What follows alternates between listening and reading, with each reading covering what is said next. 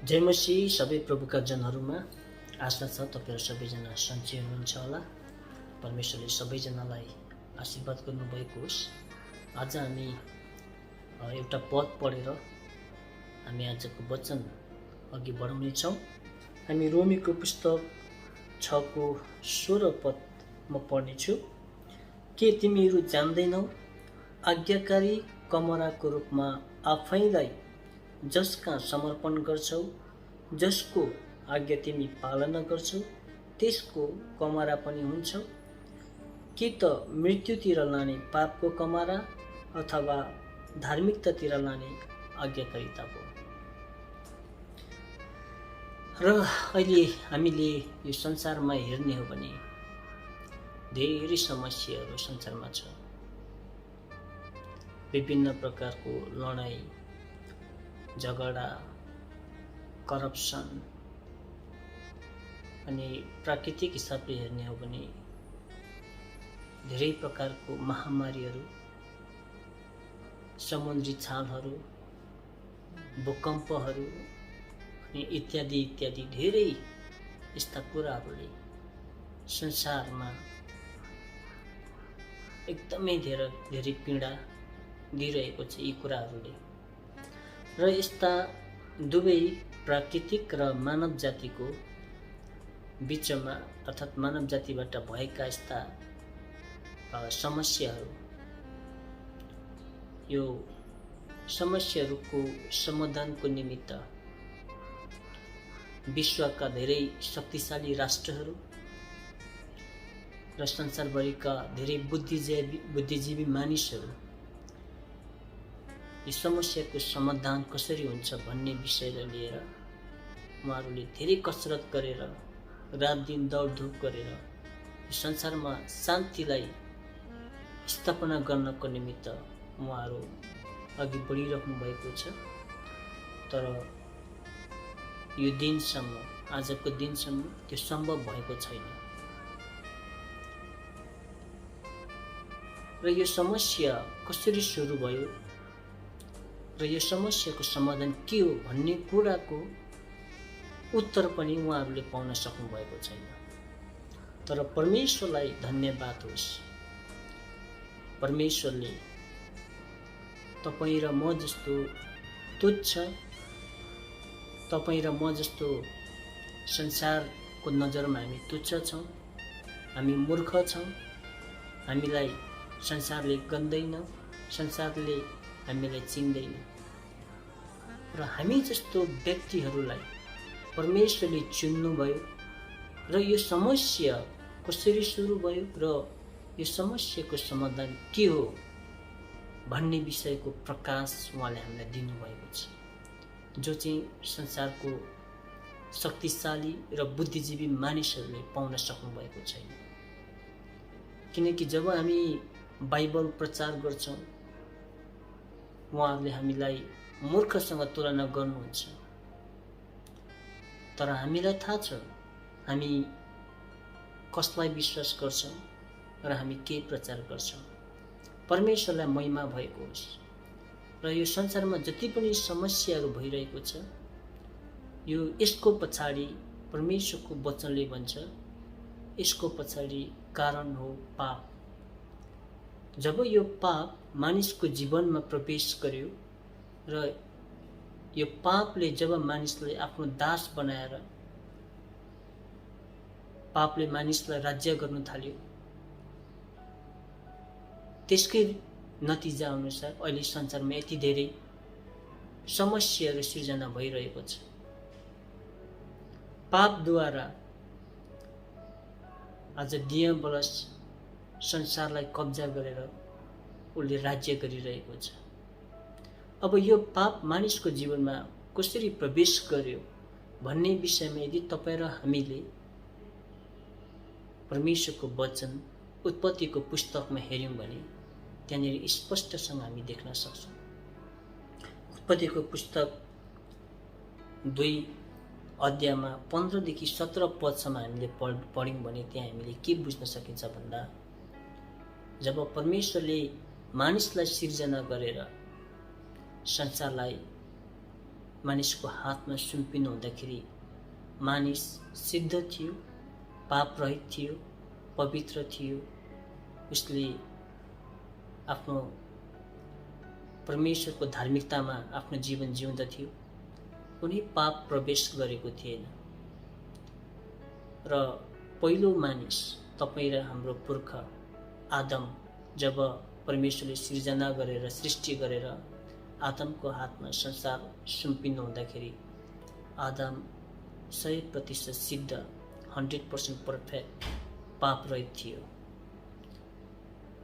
तर जब हामी त्यो उत्पत्तिको पुस्तकमा हामी पाउँछौँ, हामीलाई यो घटनाबारे हामी सबैलाई प्राय थाहा छ। आदमलाई जुन फल नखानु भनेर परमेश्वरले भन्नुभएको थियो, त्यही फल चाहिँ आदमले खाएको घटना हामी पाउँछौँ। अनि यहाँनिर पाप कसरी आदमको जीवनमा प्रवेश गर्यो भन्दाखेरि त्यो फल खाएको कारणले गर्दा फलद्वारा पाप प्रवेश गरेको होइन। फलमा कुनै दोष छैन। फल आफैमा त्यो पोइजन अर्थात् बिखालु फल थिएन। त्यो बिखालु फल भइदिएको थियो भने त्यो खाने बित्तिकै आदम र हव्वा मृत्युमा जान्थ्यो, मरिहाल्थ्यो। तर त्यति नै खेर आदम र हव्वाको मृत्यु भएन। तर यहाँनिर हाम्रो सरोकारको विषय भनेको चाहिँ फल नभएर यहाँ चाहिँ आज्ञाकारिता र अनाज्ञाकारिता, यो चाहिँ हाम्रो सरोकारको विषय हो। आदमले र हव्वाले यहाँ चाहिँ परमेश्वरको आज्ञा उल्लङ्घन गरेको कारणले गर्दा पाप त्यहाँबाट मानिसको जीवनमा प्रवेश गर्यो। अनि जब त्यो आज्ञा उल्लङ्घन गर्ने बित्तिकै पाप मानिसको जीवनमा प्रवेश गर्यो, त्यसपछि लगत्तै अर्को पापको सिर्जना भएको हामी देख्दछौँ। जब चाहिँ तपाईँको परमेश्वर आउनुहुन्छ अदनको बगैँचामा र आदम र हव्वालाई परमेश्वरले प्रश्न राख्नुहुन्छ, तिमीहरूले नखानु भनेको फल तिमीहरूले खायौ भनेर प्रश्न गर्दा आदमले अब हव्वालाई दोष लाउँछ। अनि यहाँबाट त्यो अनाज्ञाकारिताको कारणले गर्दा अब दोष सिर्जना भयो,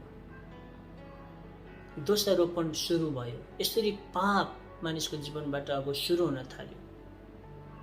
अनि हव्वाले पनि सर्पलाई दोष लगाए। यसरी अनाज्ञाकारिताद्वारा पहिला दोष सिर्जना भएको हामी बाइबलमा पाउँछौँ। त्यसपछि फेरि यहाँ यो दोषको जन्म भइसकेपछि, यो दोषको सिर्जना, दोषारोपणको सिर्जना भइसकेपछि अलिकति मुनतिर हामी उत्पत्तिको पुस्तक पढ्दै गयौँ भने हामी के पाउन सक्छौँ भन्दाखेरि अध्याय 4 तिर कैनले आफ्नो भाइ हाबिललाई यही दोषको कारणले गर्दा हत्या अर्थात् मर्डर गरेको हामी यो घटना पाउँदछौँ। अनाज्ञाकारिताले दोष सिर्जना गर्यो अनि दोषले अन्तिममा हत्या, त्यो मर्डर सिर्जना गर्यो। जब कैनले आफ्नो भाइको पहिलो फलहरू परमेश्वरले ग्रहण गरेको देखियो र जब कैनले आफ्नो फलहरू अर्थात् पहिलो फलहरू चाहिँ परमेश्वरले ग्रहण नगरेको कारणले गर्दाखेरि उसले अब यसको सबै दोष आफ्नो भाइलाई लाउँछ र अनि त्यही दोषको कारणले गर्दा एकदमै भयङ्कर डरलाग्दो पाप त्यहाँनिर सिर्जना हुन्छ। अर्थात् कैनले आफ्नो भाइ हाबिललाई हत्या गर्छ, आफ्नै भाइको हत्या गर्छ। यसरी अनाज्ञाकारिताले दोष सिर्जना गर्यो र दोषले हत्या गर्यो। त्यसपछि हामीले निरन्तर बाइबलको खण्ड हेर्दै गयौँ भने यति धेरै पापहरू संसारमा अर्थात् मानिसको जीवनमा प्रवेश हुन्छ। अनि जब त्यो पाप प्रवेश गर्छ त्यस पछाडि संसारको राज्य दियाबलसको हातमा पर्दछ। सुरुमा मानिस सिद्ध हुँदाखेरि पापलाई एउटा माध्यम चाहिएको थियो, मौका चाहिएको थियो कसरी मानिसको जीवनमा प्रवेश गर्ने भनेर। अनि त्यो पाप चाहिँ मानिसको अर्थात् आदमको अनाज्ञाकारिताद्वारा प्रवेश गर्यो। अनि जब पाप मानिसको अनाज्ञाकारिताद्वारा मानिसको जीवनमा प्रवेश गर्यो अनि पापद्वारा दियाबलसले संसारलाई आफ्नो हातमा कब्जा गर्यो। र त्यसै कारणले गर्दाखेरि अझ जहाँ पाप छ त्यहाँ समस्या छ। पापले अन्तमा यो पापको मकसद भनेको अन्तिममा सबैलाई मृत्युमा धकेल्नु हो। अशान्ति, करप्सन यस्ता कुराहरू जब पापद्वारा संसारमा प्रवेश गर्यो अनि अहिले विभिन्न प्रकारको समस्याहरू संसारमा भइरहेको छ। यसको पछाडि एउटै कारण हो, त्यो चाहिँ पाप हो। र पाप मानिसको जीवनमा कसरी प्रवेश गर्यो भन्दा मानिसको अनाज्ञाकारिताले, आदमको अनाज्ञाकारिताले, एकजना व्यक्तिको अनाज्ञाकारिताको कारणले गर्दा आज डल्लै संसार अहिले यो खालको एउटा समस्यामा, पीडामा छटपटिनु परेको छ।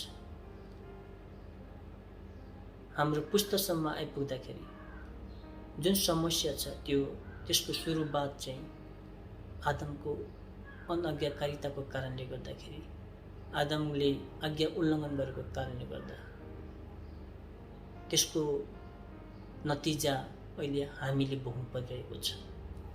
तर परमेश्वरलाई धन्यवाद होस्, परमेश्वर त्यहीँनिर रोकिनुहुन्न। संसारमा यति धेरै पापहरू प्रवेश भयो, समस्या भइरहेको छ, र पनि परमेश्वरले मानिसलाई आफ्नो प्रेम प्रकट गर्नुभयो। पछि गएर उहाँले इजरायललाई चुन्नुभयो र इजरायल जातिको माझबाट ईश्वर प्रभु यो धरतीमा आउनुभयो। उहाँ स्वयं परमेश्वरको पुत्र हुनुहुन्थ्यो। उहाँ तपाईँ हामी जस्तो मानव जातिको शारीरिक सम्बन्धबाट जन्मिनु भएको होइन। उहाँ एकजना कन्याकुमारी मरियम भन्ने कुमारी, उहाँ कन्याबाट जन्मिनुभयो र उहाँले आफ्नो पवित्र रगतद्वारा आज जो जतिजनाले उहाँमाथि विश्वास गर्नुहुन्छ उहाँहरूको सबै पापहरू क्षमा गरेर आज उहाँले आफ्नो मण्डली यो संसारमा स्थापना गरेर उहाँ जानुभयो। क्रुसमा बलिदान भएर आफ्नो पवित्र रगत बगाएर अनि उहाँले 3 दिनसम्म चिहानमा रहेर 3 दिन पछाडि फेरि पुनरुत्थान भएर उहाँले आफ्नो मण्डली यो संसारमा स्थापना गरेर जानुभयो। यसको मतलब उहाँ जन्मेदेखि क्रुसमा मृत्यु भइन्जेलसम्म परमेश्वरमा आज्ञाकारिता, परमेश्वरको कुनै पनि आज्ञालाई उहाँले उल्लङ्घन गर्नु भएन। र यसरी एउटा मान्छेको कारणले गर्दाखेरि पाप संसारमा प्रवेश गर्यो र एउटा फेरि ईश्वर प्रभु अर्थात् उहाँ मानिस भएर आउनुभयो। उहाँ ईश्वर प्रभुको आज्ञाकारिताद्वारा पापलाई पराजित गर्दै मृत्युलाई जितेर उहाँ संसारबाट फेरि उहाँ मरेकै नभएर उहाँ फेरि जीवित भएर अहिले उचालिएर परमेश्वरको दाहिने बाहुलीपट्टि उहाँ अहिले हुनुहुन्छ। र यसरी ईश्वर प्रभुले आफ्नो मण्डली स्थापना गर्नुभयो। उहाँ आफै आज्ञाकारितामा रहेर मण्डलीलाई पनि आज्ञाकारितामा ल्याउनु भयो। यसको मतलब अब तपाईँ र हामीले बुझ्नुपर्ने कुरा, सिक्नुपर्ने पाठ के रहेको छ भन्दा अब मण्डली चाहिँ ईश्वर प्रभुको बलिदानद्वारा हाम्रो पापहरू, हाम्रो सबै अधर्म गल्तीहरू क्षमा भइसकेको छ। हामी सिद्ध भएका छौँ। जस्तै आदम र हव्वालाई यो संसारमा ईश्वर प्रभु अर्थात् परमेश्वरले यो संसारमा त्यो अदनको बगैँचामा राख्नुहुँदा जति सिद्ध हुनुहुन्थ्यो आदम र हव्वा, त्यति नै अहिले तपाईँ र म अर्थात् मण्डली सिद्ध छन्। हाम्रो सबै पापहरू, हाम्रो सबै अधर्म गल्तीहरू परमेश्वरको पुत्र ईश्वर प्रभुको रगतको बलिदानले गर्दा हाम्रो पापहरू क्षमा भइसकेको छ। अब हामी सिद्ध छौँ। यो सबै हाम्रो विश्वासद्वारा ईश्वर प्रभुमा हामीले जुन विश्वास गरेको छौँ त्यो विश्वासद्वारा हामी सिद्ध भइसकेका छौँ। र अब हामी सिद्ध भइसकेको मण्डली हामी जनहरूले एकदमै ध्यान दिनुपर्ने कुरा चाहिँ के छ भन्दा जब आदम पनि सिद्ध थियो, पर्फेक्ट थियो, त्यति बेला पापलाई प्रवेश गर्नको निमित्त उसलाई एउटै मात्र कारण चाहिएको थियो। त्यो कारण थियो परमेश्वरको आज्ञा उल्लङ्घन। अब तपाईँ र हामीलाई पनि, मण्डलीलाई पनि परमेश्वरले अर्थात् प्रभु ईश्वरले आज्ञा दिनुभएको छ। र यो पाप जबसम्म हामी परमेश्वरको वचन, प्रभु ईश्वरको आज्ञालाई उल्लङ्घन गर्दैनौँ तबसम्म यो पाप कुनै पनि हालतमा हाम्रो जीवनमा प्रवेश गर्न सक्दैन। त्यो भएको कारणले गर्दाखेरि यो पाप प्रवेश गराउनको निमित्त चाहिँ आदमलाई पनि दियाबलसले झुट बोलेर, ढाँटेर परमेश्वरको आज्ञा उल्लङ्घन गर्न लगाएको थियो। त्यसैले अहिले मण्डलीलाई पनि, हामी, तपाईँ र हामीलाई पनि, प्रभुको जनहरूलाई पनि, मण्डली भन्नु नै वास्तवमा तपाईँ र म हो। र तपाईँ र मलाई पनि दियाबलसले झुट बोलेर, उसले ढाँटेर हामीलाई परमेश्वरको आज्ञा उल्लङ्घन गर्न लाउँछ। अनि यदि हामीले त्यो झुटलाई सुनेर, दियाबलसको कुरालाई सुनेर परमेश्वरको वचन अर्थात् प्रभु ईश्वरको वचनलाई उल्लङ्घन गर्यौँ भने त्यसपछि त्यो पाप हाम्रो जीवनमा प्रवेश गर्छ। पाप प्रवेश गर्नको लागि उसलाई एउटा मौका चाहिन्छ। अनि त्यो मौका चाहिँ के हो भन्दा परमेश्वरको वचन वा प्रभु ईश्वरको वचन उल्लङ्घन गर्नु। जब आदमले परमेश्वरको वचन उल्लङ्घन गर्दै गर्दा उसले त्यस्तो ठुलो पाप गरेको थिएन, आज्ञालाई उल्लङ्घन, त्यस्तो ठुलो आज्ञालाई उल्लङ्घन गरेको थिएन। उसले मूर्ति पूजेको थिएन, हत्या गरेको थिएन, व्यभिचार, करप्सन, त्यस्ता कुनै त्यस्तो हाम्रो नजरमा जुन पाप हामीलाई ठुलो लाग्छ त्यस्तो खालको पापहरू गरेको थिएन। खालि सानो एउटा देख्दाखेरि एकदमै साधारण आज्ञा उल्लङ्घन गरेको देखिन्छ। यति हो, त्यो जुन फल नखानु भनेको थियो त्यो फल चाहिँ खाएको हामी देख्दछौँ। अनि त्यो फल आफैमा बिखालु थिएन, त्यो आफै नराम्रो थिएन, तर उनले सानो एउटा फल खाएको, एउटा आज्ञा उल्लङ्घन गरेको, यति मात्र हो। तर यो सानो कुरा नै पापको लागि, दियाबलसको लागि यो ठुलो मौका भयो, अवसर भयो। उसको निम्ति यो ढोका पर्याप्त भयो मानिसको जीवनभित्र प्रवेश गरेर, अनि मानिसको जीवनमा उसले राज्य गर्यो। त्यस्तै अहिले मण्डलीलाई पनि परमेश्वरको अनुग्रहमा ईश्वर प्रभुद्वारा हामी सिद्ध भएका छौँ, हामी पर्फेक्ट छौँ। तर दियाबलस वा पापलाई एउटा मौका चाहिएको छ। उसलाई के मौका चाहिएको छ भन्दा आदमले जस्तै, चाहे सानो होस् चाहे ठुलो होस्, कुनै पनि एउटा मात्र आज्ञा हामीले उल्लङ्घन गऱ्यौँ भने परमेश्वरको वचनलाई हामीले, परमेश्वरको आज्ञालाई हामीले उल्लङ्घन गर्ने बित्तिकै त्यो पाप हाम्रो जीवनमा प्रवेश गर्छ।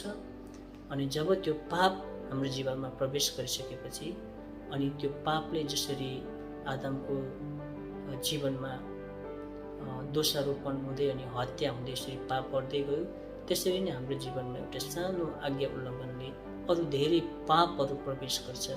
अनि अन्तिममा हामीलाई पापले आफ्नो दास बनाउँछ। अनि त्यही वचन मैले अघि तपाईँलाई पढेर सुनाउँदै थिएँ, रोमीको पुस्तक 6:16 के तिमीहरू जान्दैनौ, आज्ञाकारी कमराको रूपमा आफैलाई जसका समर्पण गर्छौ, जसको आज्ञा तिमी पालना गर्छौ, त्यसैको कमरा पनि हुन्छ। कि त मृत्युतिर लाने पापको कमरा अथवा धार्मिकतातिर लाने आज्ञाकारिता। त्यसैले प्रिय सम्पूर्ण प्रभुका जनहरूमा हामीले ख्याल गर्नुपर्ने कुरा के छ भन्दाखेरि हामी जब एउटा आज्ञा उल्लङ्घन गर्छौँ त्यस पछाडि हामी पापको दास भइपठाउँछौँ अनि हामीलाई फेरि पापले दास बनाउँछ। हिजोको दिनसम्म ईश्वर प्रभुलाई नजान्दा, परमेश्वरलाई नचिन्दा हामी त्यही पापको दास भएर हामीले जीवन गुजारेका थियौँ। तर अहिले प्रभु यीशुलाई हामीले चिनेका छौँ, प्रभु यीशुलाई हामीले जानेका छौँ, परमेश्वरको प्रेम हामीले थाहा गरेका छौँ र विश्वासद्वारा हामी धर्मी ठहरिएका छौँ। यसको मतलब यो होइन कि हामीमा फेरि पनि पाप प्रवेश गर्दैन। अझै पनि तपाईँ र हामीले यति जान्दा जान्दै पनि, यति बुझ्दा बुझ्दै पनि परमेश्वरको आज्ञा जुन हाम्रो नजरमा सायद सानो लाग्छ, तर त्यही सानो आज्ञा उल्लङ्घन गर्ने बित्तिकै पाप फेरि हाम्रो जीवनमा प्रवेश गर्छ। त्यसैले हामीले चाहे जस्तोसुकै, चाहे सानो होस् चाहे ठुलो होस्, जस्तोसुकै आज्ञाहरू छ, हामीले त्यसलाई कुनै पनि हालतमा उल्लङ्घन गर्नु हुँदैन। सानो मात्र सानो आज्ञा उल्लङ्घन गर्नु भनेको पापलाई हामीले ढोका खोल्दिनु हो। जब पाप हाम्रो जीवनमा प्रवेश गर्छ अनि फेरि दियाबलस हाम्रो जीवनको राजा भएर उसले राज गर्छ।